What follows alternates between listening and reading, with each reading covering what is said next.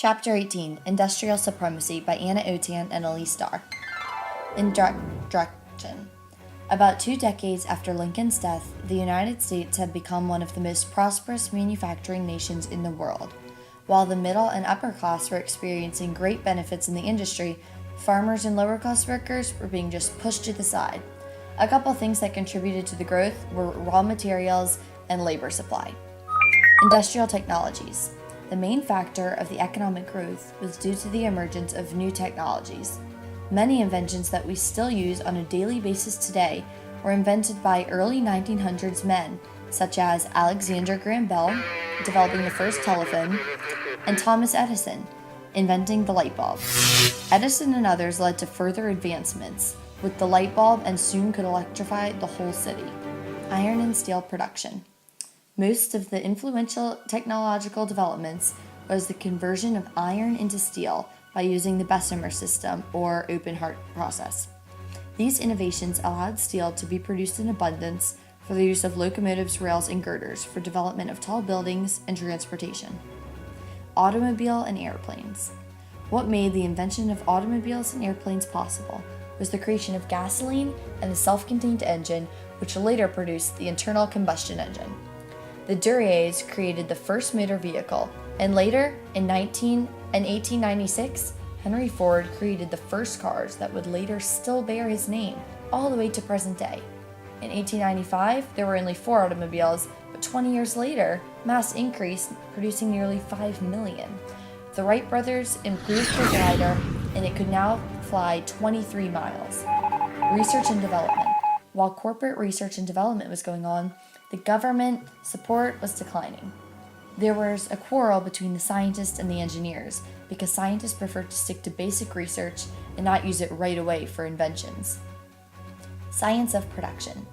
Taylor invented the assembly line, in which a massive line of objects could go through and each human was assigned a specific task, which Ford later used in his automobile plants. Railroad expansion and corporations. Railroads created an easy access to remote raw materials, stimulating economic growth. Many inventors liked limited liability because they weren't responsible for full investments, not for the company's whole success or failure. Henry Clay Frick sold out to banker J.P. Morgan, who eventually created the giant United States Steel Corporation, controlling nearly 2/3 of the nation's steel production. J.P. Morgan remained a legacy, merging corporations, and is still present in today's banking. National enterprises. Many national enterprises used consolidation, in which businessmen chose between either the horizontal or vertical integration. The horizontal focused on linking the same kind of enterprises together into one single corporation, and the vertical focused on taking control of different businesses that depended on one general function. Standard Oil owned its own freight cars and developed its own marketing organization by Rockefeller. The holding company would buy stocks for a company, and then soon after, they led up to the ownership of the whole company. Survival of the Fittest by Charles Darwin, who came up with the laws of evolution and natural selection among species known as Darwinism. This was particularly attracted to millionaires because they were drawn to the idea that they were rich because they worked for it, when in fact, they just inherited it most of the time. Gospel of wealth. These wealthy people did not believe to just use their money for themselves, but to share it with their community as their responsibility. Horatio Alger promoted the success story, where you could go from rags to riches.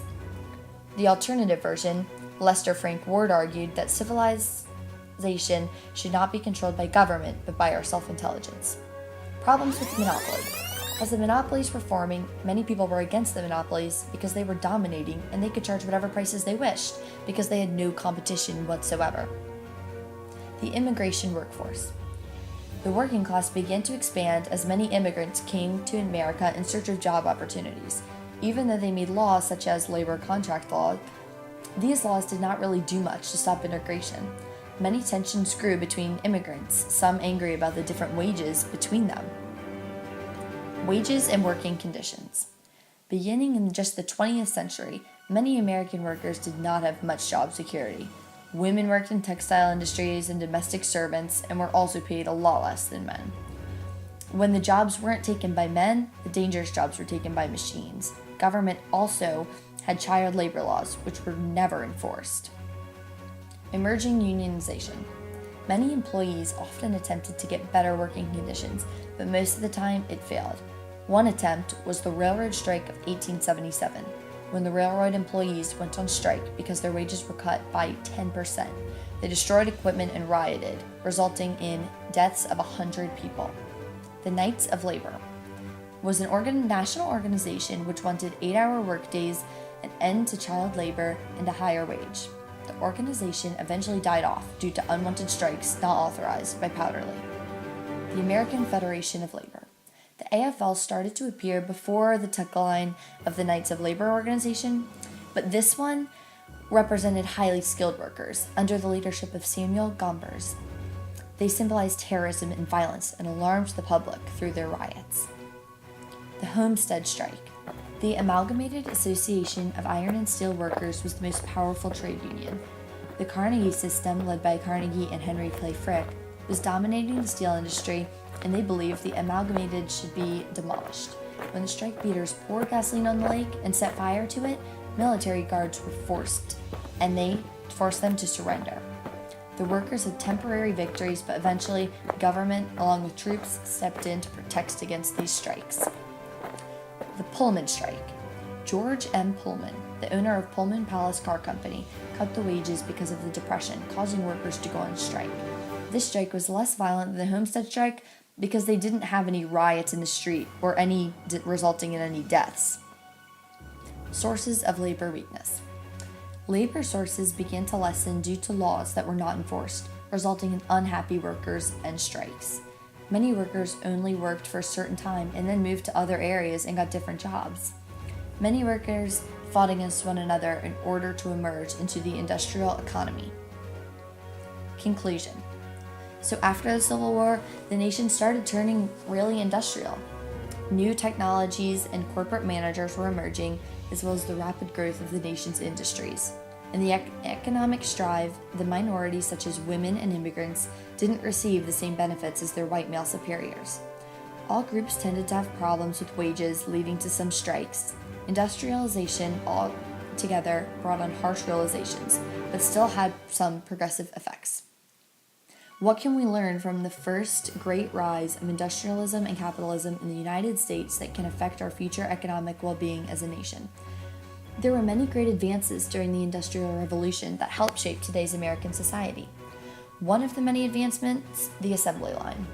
It helped with the mass production of industrial machinery. Inventions like this helped the economy grow at a faster pace than it may have with just expensive human workers.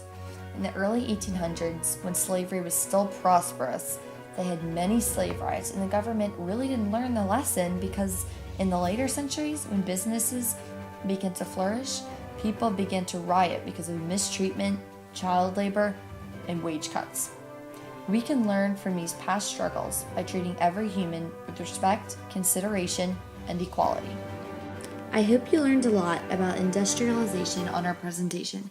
Here is some works cited from some sources that we used throughout our PowerPoint.